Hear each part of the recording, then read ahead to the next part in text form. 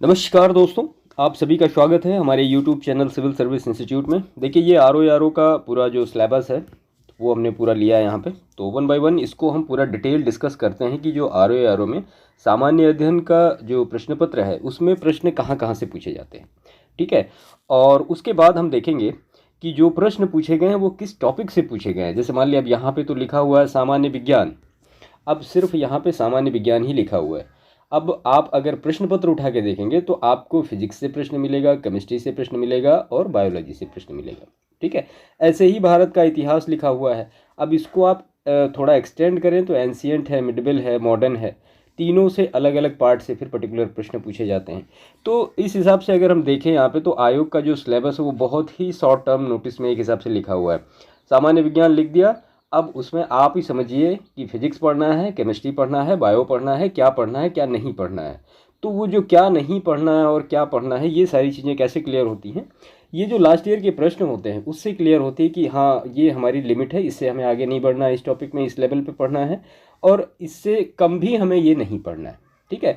तो इस हिसाब से चीज़ों को आज हम डिस्कस करते हैं, क्योंकि देखिए सिलेबस एक महत्वपूर्ण की पॉइंट होता है किसी भी एग्जामिनेशन का। अगर आपको सिलेबस नहीं क्लियर है, अच्छी तरीके से नहीं पता है, या मैं सीधा से कहूँ कि सिलेबस अगर आपको याद नहीं है तो चीज़ें आपको मेमोराइज़ करने में बड़ी प्रॉब्लम होती है। तो सबसे पहला काम तो आप यही करिए कि ये जो सिलेबस है आर का और सामान्य अध्ययन का विशेष तौर पे इसमें जितने भी पॉइंट लिखे हैं इनको अच्छी तरीके से रट जाइए। पढ़ना लिखना आप बाद में करिएगा। तो जैसे जो सिलेबस के पॉइंट हैं इनको आप बिल्कुल अच्छी तरीके से कंठस्थ कर जाइए दिमाग में। और वो मैं इसलिए कह रहा हूँ क्योंकि अगर जैसे मान लिया आप कोई पेपर पढ़ रहे हैं या कोई मैगज़ीन पढ़ रहे हैं या मोबाइल में कुछ सर्फिंग कर रहे हैं, तो अगर इससे रिलेटेड कोई भी डेटा आपको मिलेगा तो चीज़ें आपको वहाँ पे ये होगा कि हाँ ये मेरे परीक्षा की दृष्टि से महत्वपूर्ण है, इस पर मुझे विशेष ध्यान देना है, ठीक है। इसलिए सिलेबस आपको बिल्कुल याद होना चाहिए, उसमें कोई भूलने वाली बात नहीं है। और ये कुल मिला के 10 पॉइंट है, कोई बहुत ज़्यादा पॉइंट नहीं है आर की परीक्षा में सामान्य अध्ययन के लिए। तो ये 10 पॉइंट को आप बिल्कुल रट्टा मार के याद कर जाइए, ठीक है। चलिए अब हम इसको ये देखते हैं कि जो 10 पॉइंट हैं वो हैं क्या क्या और उनमें चीज़ें पूछी कैसे जा रही हैं, क्योंकि अधिकतर कन्फ्यूजन यहीं पे होता है। अब जैसे इसमें पहला पॉइंट लिखा गया सामान्य विज्ञान। अब सामान्य विज्ञान में फिजिक्स आता है, केमिस्ट्री आता है, बायोलॉजी आता है, फिर स्पेस टेक्नोलॉजी भी इसी में आता है, और फिर डिफेंस आता है, फिर कंप्यूटर आता है, सब कुछ इसी में आ जाता है। और इन सारे से प्रश्न पूछे गए हैं। अब कौन कौन से प्रश्न किस टॉपिक से पूछे गए ये हम चीज़ें यहाँ पे देख लेते हैं। देखिए यहाँ पे हमने नोट करके रखा है सामान्य विज्ञान। अब सामान्य विज्ञान में जो पिछले 5-6 सालों की बात मैं कर रहा हूँ, ज़्यादा नहीं, 5-6 सालों में जैसे सामान्य विज्ञान में जीव विज्ञान से जो प्रश्न पूछे गए वो किस किस टॉपिक से पूछे गए हैं, ठीक है। तो अगर जीव विज्ञान की बात करें तो सबसे पहला जो इसमें टॉपिक है जीव विज्ञान की उपशाखाएं, इससे प्रश्न पूछे गए हैं। ये एक महत्वपूर्ण टॉपिक है, इसको आपको अच्छी तरीके से पढ़ना है, ठीक है। उसके बाद फिर वार्गिकी से प्रश्न पूछे गए हैं, जैव उर्वरक से रिलेटेड प्रश्न पूछे गए हैं। उसके बाद फिर साइटोलॉजी यानी कोशिका से प्रश्न पूछे गए हैं। मानव शरीर की और रुधिर परिवहन तंत्र, इससे प्रश्न पूछे गए हैं। प्रकाश संश्लेषण से प्रश्न पूछे गए हैं, विटामिन से प्रश्न पूछे गए हैं, और पोषण से प्रश्न पूछे गए हैं। अंतःस्रावी ग्रंथि और हार्मोन से प्रश्न पूछे गए हैं। रोग और उपचार से प्रश्न पूछे गए हैं, ठीक है। इतना सारा जो टॉपिक है ये कवर किया गया है जीव विज्ञान में, जो कि लगभग मैं कहूँ 2013 से लेकर के और 2021 तक के प्रश्नों को। आप 2023 वाला भी देखेंगे तो आपको इन्हीं सारे टॉपिक्स में से प्रश्न मिल जाएंगे। तो जीव विज्ञान में आपको ये सारे टॉपिक्स विशेष तौर पे तैयार करने हैं आर की प्रीलिम्स और मुख्य परीक्षा के लिए, सॉरी प्रीलिम्स परीक्षा के लिए, मुख्य परीक्षा की बाद में बात करेंगे, ठीक है। तो ये जीव विज्ञान का पूरा एक हिसाब से सिलेबस कह सकते हैं आप। देखिए इतना सब अगर आप कर लेंगे तो ये आपका जो जीव विज्ञान वाला पार्ट होगा ये लगभग 70-80% के आसपास कंप्लीट हो जाएगा। देखिए 100% की गारंटी मैं नहीं ले सकता हूँ और वो कोई भी नहीं ले सकता है, क्योंकि प्रश्न है आयोग कहाँ से दे दे कोई भरोसा नहीं होता। लेकिन हाँ फिर भी इतना अगर आप कर लेंगे तो आपका 80% सिलेबस जो कि जीव विज्ञान का है वो कंप्लीट हो जाएगा, ठीक है। अब इसके बाद अगर हम रसायन विज्ञान की बात करें जो कि साइंस के अंदर ही आता है, तो रसायन विज्ञान में परमाणु संरचना से प्रश्न पूछे गए, धातुएं, खनिज, अयस्क, मिश्र धातुएं, इससे गुणधर्म रिलेटेड ये सारे प्रश्न पूछे गए। उसके बाद फिर इनऑर्गेनिक जो इनऑर्गेनिक पार्ट से प्रश्न पूछे गए, इसमें आवर्त सारणी है, अधातुएं हैं। ऑर्गेनिक पार्ट से जो प्रश्न पूछे गए उसमें कार्बनिक रसायन पूरा डिटेल, जैसे हाइड्रोकार्बन है, अल्कोहल है, और भी ये सारी चीज़ें इतना आपको रसायन विज्ञान में तैयार करके जाना है आरओ की प्रीलिम्स परीक्षा के लिए। ठीक है। इसके बाद अगर हम फिजिक्स की बात करें, भौतिक विज्ञान की, तो भौतिक विज्ञान में मात्रक इकाई, मापन यंत्र और पैमाने, द्रव्यमान, त्वरण, बल, संवेग, स्थूल पदार्थों के गुण, प्रकाश, ऊष्मा, ऊष्मागतिकी, ध्वनि, विद्युत धारा, चालकता, नाभिकीय भौतिकी, computer and IT, information technology, space technology, defence technology और इम्पोर्टेंट जो इन्वेंशन है उसके बारे में प्रश्न पूछे गए भौतिक विज्ञान से। ठीक है। तो जब भी आप भौतिक विज्ञान को कवर करिए तो ये सारे टॉपिक विशेष तौर पे फोकस करके कवर करिए कि ये सारे टॉपिक हमारे कवर हो जाए। ठीक है। तो ये इस हिसाब से आप अगर इतना कर लेंगे तो आपका पूरा जो साइंस वाला पार्ट होगा वो कंप्लीट होगा। ठीक है। तो जो जो टॉपिक यहाँ पे मैंने लिखे इसकी पीडीएफ हमारे टेलीग्राम चैनल पे शेयर हो जाएगी, आप उसको मिला लीजिएगा। तो यहाँ से इतना करने के बाद आपका एक सामान्य जो विज्ञान का टॉपिक है वो सारा कवर हो जाएगा।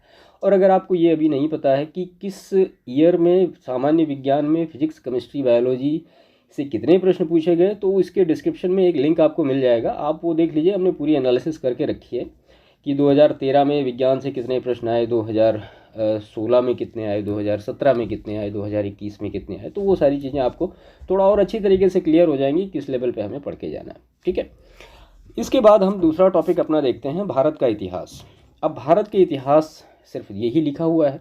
अब इसमें ऑटोमेटिक इनबिल्ट आता है एंशियंट हिस्ट्री, मिडिवल हिस्ट्री और मॉडर्न हिस्ट्री। ये तीन चीज़ें ऑटोमेटिक इनबिल्ट हैं इसी भारत के इतिहास में। ठीक है। और इसी के बगल में तीसरा जो इसका चैप्टर है, भारतीय राष्ट्रीय आंदोलन। तो ये दोनों पार्ट एक हिसाब से आप कह सकते हैं इंडियन हिस्ट्री का ही पार्ट है। तो अगर हम भारत के इतिहास और भारत का जो राष्ट्रीय आंदोलन है ये दोनों टॉपिक मिला दें तो ये हमारा एंशियंट, मिडिवल और मॉडर्न, ये तीनों पार्ट जो अगर हम कवर कर लें तो ये दोनों जो हमारा पॉइंट दिया हुआ है ये ऑटोमेटिक कवर हो जाएगा। अब हम ये देख लेते हैं कि लास्ट ईयर किस किस टॉपिक से, जैसे मान लिया एंशियंट हिस्ट्री में किस किस टॉपिक से प्रश्न पूछे गए, मिडिवल में किस किस टॉपिक से प्रश्न पूछे गए और मॉडर्न में किस किस टॉपिक से प्रश्न पूछे गए, तो थोड़ी क्लियरिटी हमें और अच्छी तरीके से हो जाएगी। तो चलिए देख लेते हैं।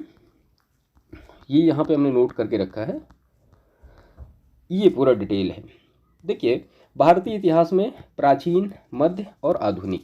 अब इनसे प्रश्न किससे पूछे गए हैं, तो देखिए प्राचीन भारत की अगर बात करें तो पाषाण काल है, सिंधु सभ्यता, वैदिक काल, बौद्ध, जैन, उसके बाद शैव भागवत धर्म, यूनानी आक्रमण, मौर्य और गुप्त, उसके बाद फिर मौर्योत्तर और गुप्तोत्तर काल, साहित्य है, उसके बाद दक्षिण भारत का इतिहास है। तो इतने सारे जो पूरे टॉपिक हैं, ये लगभग पूरे ही टॉपिक हैं प्राचीन भारत के इतिहास के, इसके बाद इसमें कुछ बचता नहीं है। तो इतने सारे प्रश्न जो पूछे गए हैं भारतीय इतिहास में, प्राचीन भारत के इतिहास से पूछे गए हैं। आप इन टॉपिक पे विशेष तौर पे तैयार करिएगा। अगर मध्यकाल की बात करें तो मुस्लिम आक्रमण जो इंडिया पे हुए, उसके बाद फिर दिल्ली सल्तनत, गुलाम खिलजी, तुगलक लोधी, विजयनगर साम्राज्य, फिर भक्ति सूफी आंदोलन, मुगल वंश, सिख संप्रदाय और मराठा संप्रदाय, इन सारे टॉपिक से लेके लास्ट ईयर जो प्रश्न पूछे गए हैं वो आए हैं। अगर हम आधुनिक भारत के इतिहास की बात करें तो देखिए आधुनिक भारत के इतिहास में लगभग सब कुछ से ही प्रश्न आए हैं, मैंने यहाँ नोट नहीं किया, बहुत ज़्यादा टॉपिक्स हैं वो सब। ठीक है। लेकिन मैं आपको छोटी सी चीज़ एक समझा दूं कि जो मॉडर्न हिस्ट्री उसको कवर कैसे किया जाता है। देखिए, सबसे पहला आप यहाँ से शुरू करिए कि यूरोपियों का आगमन। ठीक है। यूरोपीय कंपनियों का आगमन, और जैसे ही आगमन होगा फिर बहुत सारी यूरोपीय कंपनी होंगी, तो जाहिर सी बात है उनमें एक कॉन्फ्लिक्ट क्रिएट होगा, उनमें युद्ध होगा, उनके संघर्ष होंगे। ठीक है। उसके बाद इसमें से कोई एक जीत के निकलेगा, तो वो अंग्रेज जीत के निकलेंगे, तो वो अपनी प्रभुसत्ता की यहाँ पे स्थापना करेंगे। ठीक है।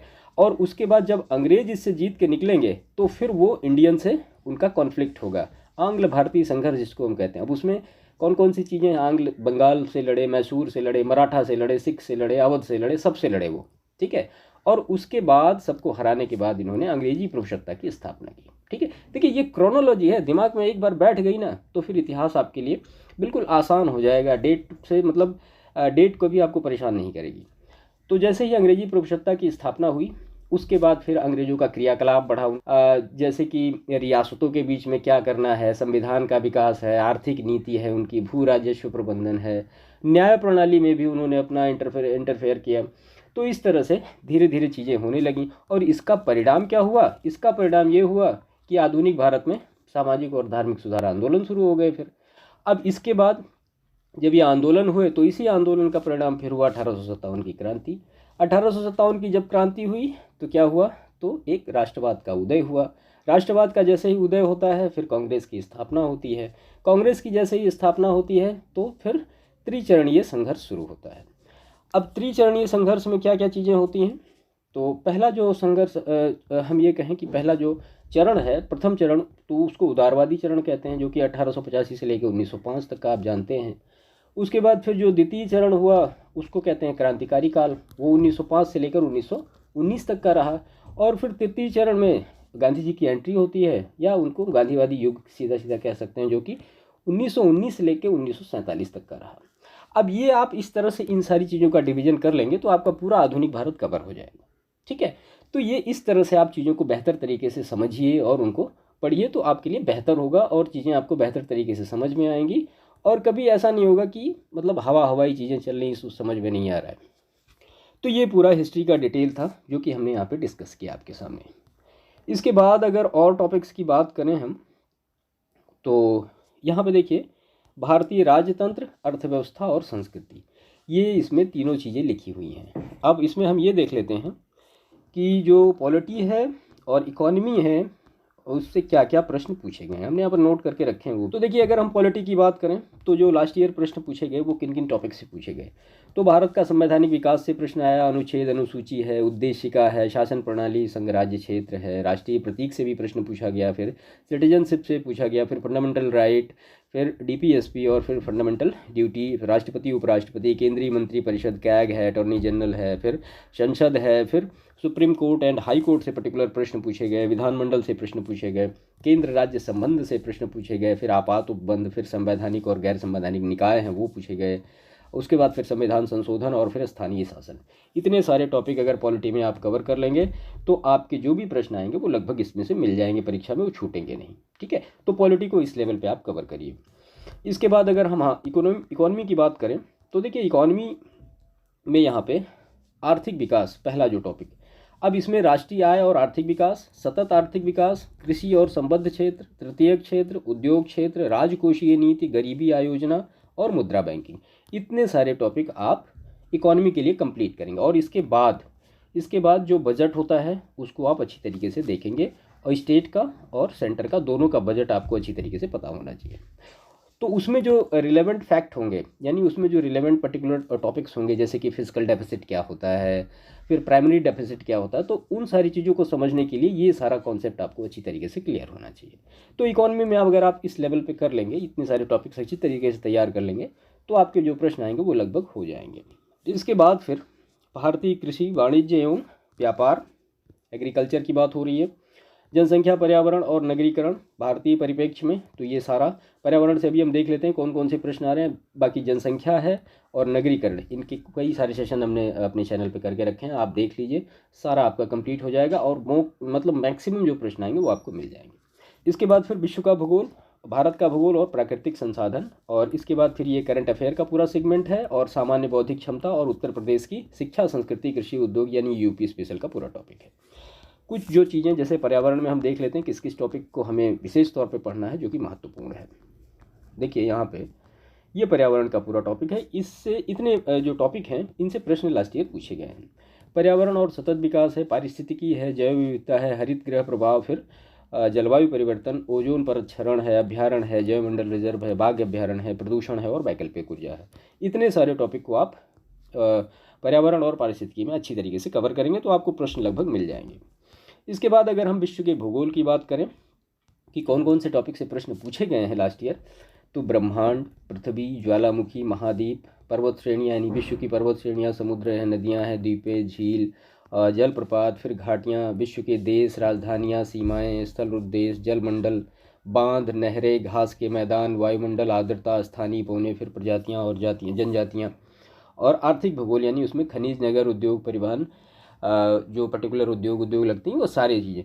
तो आप ये कह सकते हैं कि विश्व का भूगोल पूरा एक कंप्लीट जो सिलेबस है वो ये सारा है। इतने टॉपिक्स आपको पढ़ने हैं, आप चाहे जैसे इसको पढ़िए, इतना आप अगर कवर कर लेंगे तो जो भी प्रश्न आपको आएंगे परीक्षा में वो लगभग आपसे हो जाएंगे। सेम टाइप में अगर हम भारत के भूगोल की बात करें तो उसमें भी सामान्य परिचय और फिजिकल डिवीजन उसका, फिर ड्रेनेज सिस्टम और जो ट्राइब्स हैं पर्टिकुलर वो, और इसमें से जितनी भी चीज़ें हमने यहाँ पे लिख के रखी हैं, जैसे अब यहाँ पे आ गया विश्व की पर्वत श्रेणियाँ, तो भारत की पर्वत श्रेणियाँ, ड्रेनेज सिस्टम आपको इंडियन जियोग्राफी में पढ़ना ही पढ़ना है पूरा।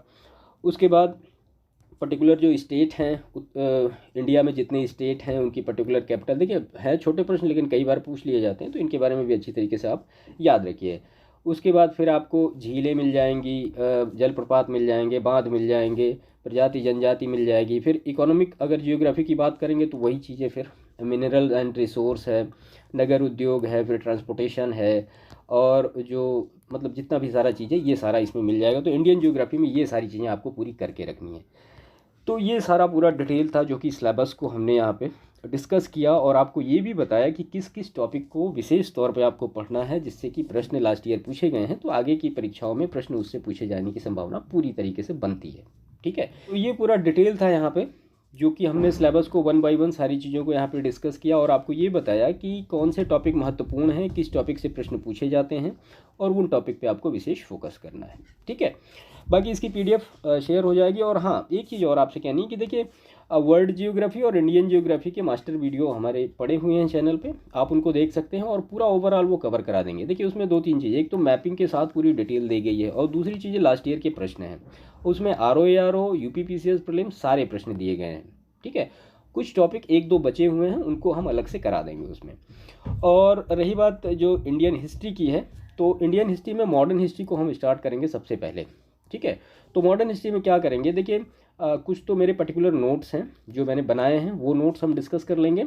उसके बाद फिर जो स्पेक्ट्रम बुक है मॉडर्न हिस्ट्री की, उसकी समरी पूरी कर लेंगे। ठीक है, और उसके बाद फिर लास्ट ईयर के जो प्रश्न है UPPCS प्रीलिम्स में या ROARO में, ये दोनों चीज़ें कर लेंगे, तो हमारा पूरा जो एक मॉडर्न हिस्ट्री का एक एस्पेक्ट होगा वो कंप्लीट हो जाएगा। अब वो PCS प्रीलिम्स के लिए भी इंपॉर्टेंट होगा और ROARO की परीक्षा के लिए भी महत्वपूर्ण होगा।